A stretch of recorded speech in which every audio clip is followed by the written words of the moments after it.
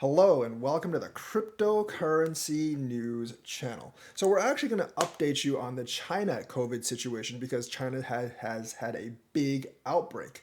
And the thing is, if you're watching this from in China, you're probably doing so from a VPN because, the numbers that the Chinese government authorities have been putting out, they're total BS. They basically want you to believe that very few people have died from it and the infections are very low. But I have my sources from inside China, as I have many family that actually live there. They can give me more of a real idea of what's going on. And plus, I have other sources that aren't, let's say, supervised by the Chinese government, which means they're going to be a lot more truthful. Now, some official numbers are saying 4,000 people infected a day. China, 1.5 billion people, 4,000 people doesn't sound so bad. But that's like BS. That's basically 4,000 people that they've actually tested. That doesn't include the 99.9% of the population they haven't actually tested. So that doesn't actually work. In fact, that 4,000 number drew the ire of so many reporters. They're like, the regional provincial officers are saying 20, 30,000 per day, just for one, region. How come you're only saying 4,000 a day? And then they had to go, that guy actually had to go back and be like, and the central office was like, you know what, we're just not going to report anymore how many people are actually getting infected per day. We're just going to give you an update once per month. But the actual figures that have actually come out from, independent research have suggested about 230 million people have actually gotten infected so far. And infections are increasing not in the thousands per day, but in the millions, if not tens of millions per day. So 230 million people, the entire population of the United States is about 330 million. But China obviously has 5 times the population. And the thing is, the infection rates and especially the death rates are actually much worse in the rural areas and the urban areas. Because the urban areas, even though it's crowded, you can actually get medical help. In the rural areas, sometimes you just can't get to a hospital. A lot of poorer people in the rural areas, they can't afford medical help anyways. So they basically just try to ride out the fever, and especially for older people, that tends to not work so well. So I don't really have a real estimate on the number of deaths there, but it's a lot more than what the government's reporting each day. The only real way we can actually get a somewhat accurate number of the deaths there is by the rate at which the crematoriums are burning, and the fact that even though they're going at full capacity in all the major cities, they still cannot actually they still can't really take care of all the bodies that are coming in. So by that rate, in Beijing alone, they're saying they're averaging probably 1,500 to 2,000 deaths per day above usual. Now, Beijing has a population of roughly 24 million, I believe, 24 to 30 million.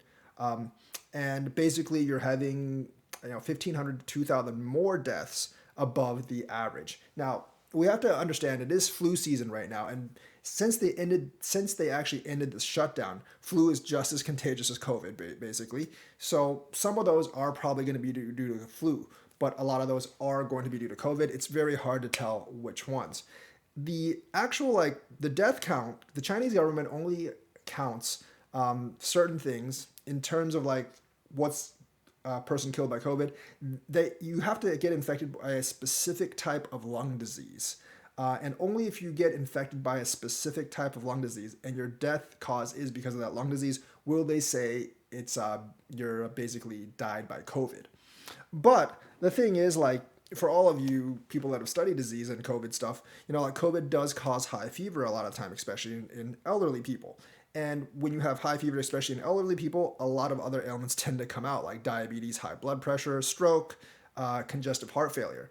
And a lot of those will be byproducts of COVID when you have a high fever because of COVID. And they don't count those as COVID deaths. So the real number of COVID deaths is way, way higher.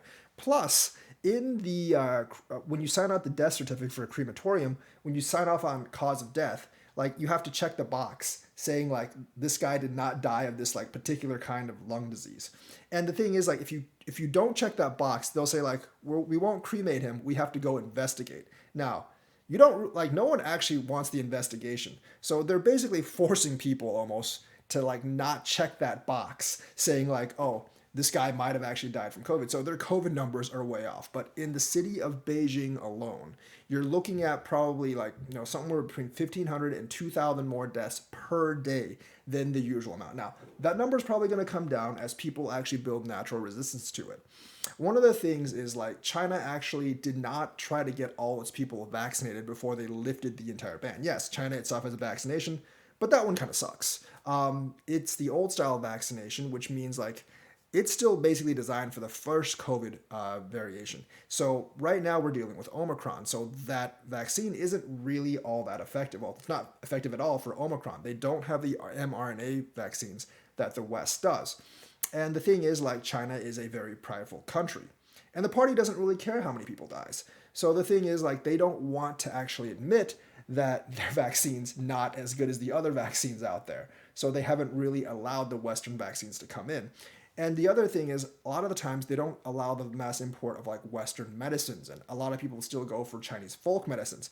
But as you can guess, that doesn't really work for an infection like COVID. So now they are they are letting like Western medicines actually in that actually fight these kind of diseases. You can go into the pharmacy and get them, but you can only get a limited quantity of them because the demand is very very high right now. Also, United States smartly in the last few days has started saying that if you actually are flying back from China, before you get on the plane, you have to test COVID negative. So that's probably like they don't have that for any other country now. It's only for China, but I think that is a smart decision because there are a lot of people sick in China, and you could easily get infected. Plus, the CDC is afraid that in all the infection that's happening in China right now, there will be a new strain that people aren't protected against in the United States. So they're trying to take extra restrictions there, and plus because they've lifted kind of like the fly ban on China, a lot of people are trying to actually go on vacation outside of China because they haven't been able to go out for the last 2 or 3 years, which does make sense, of course, but it actually puts more danger on the rest of the world as well. So the overall mortality rate for COVID is still fairly small, but you have to remember this is a country of 1.5 billion people, and probably 40% of those people don't really have any real health care, the ones out in the countryside. So the mortality figure, like the death rate's going to be fairly, there's going to be a lot of people dying, basically, is what I'm saying. But it's not going to get reported on Chinese media. So like the numbers you see on the media are complete false. I mean, during the Cultural Revolution, basically 40 million people died of hunger, and there was nothing on the news about that.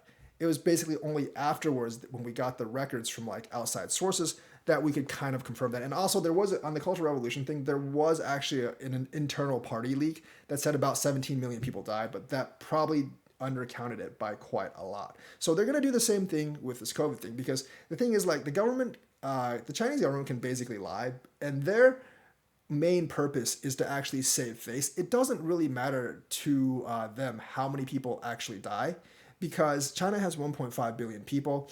If 10 20 million die, no one, like, overall the country's really not going to notice all that much. And the thing is, like, as long as the party basically deflects blame somewhere else, or like doesn't get blamed for everything, or it seems like the cost is low in human life, people are generally not going to be too mad about it. And since they censor everything, they can actually stop the flow of information.